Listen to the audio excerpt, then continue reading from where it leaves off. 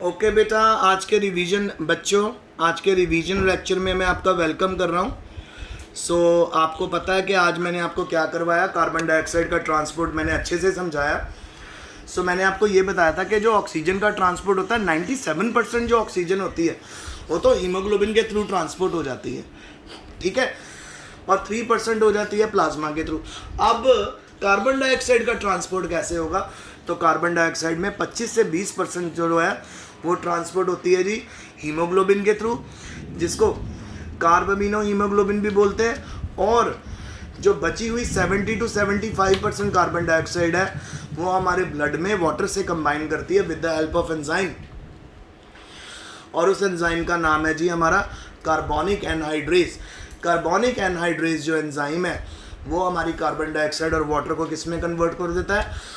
वो कन्वर्ट कर देता है जी बाइकार्बोनेट्स में, और ये बाइकार्बोनेट हमारे लंग्स तक पहुंचते हैं। और जब ये ब्लड कैपिलरीज में पहुंचते हैं जो लंग्स के एल्वेओलाई के अराउंड है, वहाँ पर ये बाइकार्बोनेट्स फिर से कार्बन डाइऑक्साइड और ऑक्सीजन में वाटर में कन्वर्ट हो जाते हैं।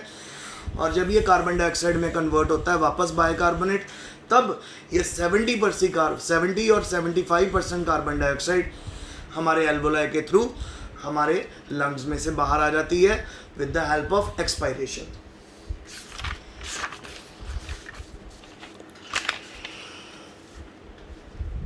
फिर बेटा जो सेकंड मैंने आपको टॉपिक करवाया वो था जी रेस्पिरेशन रिदम। तो रेस्पिरेटरी रिदम कौन कंट्रोल करता है? हमारा ब्रेन।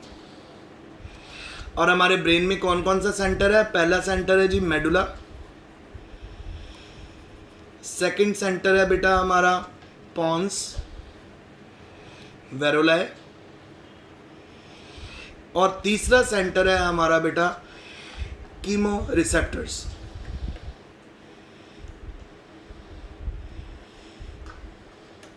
एरिया, ये तीनों जो हमारे ब्रेन के जोन है ये डिटेक्ट पूरा चेक रखते हैं किसके ऊपर? These areas keep check over CO2 concentration, CO2 and H plus ion concentration in our body, ठीक है। जब जब हमारी बॉडी में कार्बन डाइऑक्साइड बढ़ती है तो ये सेंटर क्या करते हैं? एकदम से ये सेंटर एकदम से क्या करते हैं? हमारे रेस्पिरेटरी रेट को बढ़ा देते हैं ताकि मोर एंड मोर ऑक्सीजन हमारी बॉडी में आए और वो इस बिल्डिंग अप हुई जो कार्बन डाइऑक्साइड बढ़ी हुई है उसको बैलेंस कर सके, because carbon dioxide is poisonous and it is very toxic for our body, it has to come out. बेटा फिर मैंने आपको ये दिखाया था अस्थमा, पहली बीमारी कराई, और पहली बीमारी थी बेटा डिजीज़ थी अस्थमा, जिसके अंदर आपके जो लंग्स होते हैं उनके ब्रोंकाई, ब्रोंकियोल और जो उनके एल्वेओलाई होते हैं वो बहुत ज़्यादा स्वेलअप हो जाते हैं, सूज जाते हैं। तो जब वो सूज जाते हैं तो उनके अक्रॉस जो गैसेस का एक्सचेंज डिफ़िकल्ट हो जाता है।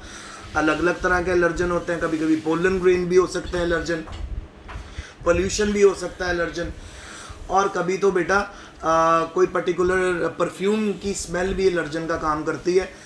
तो एस्थमेटिक अटैक आता है तो उस समय हमें या तो उस एलर्जन से दूर होना पड़ता है या हमें इनहेलर यूज़ करते हैं जो हमारे एल्वेओलाई में जाके, वो एक केमिकल होता है इनहेलर में एस्थलिन, जो हमारे एल्वेओलाई में जाके उनको दोबारा से उनकी जो स्वेलिंग है उसको थिन कर देता है और फाइनली एक्सचेंज ईजिली हो सकता है। तो ये आज का लेक्चर था। Stay home, stay safe, best of luck, study hard.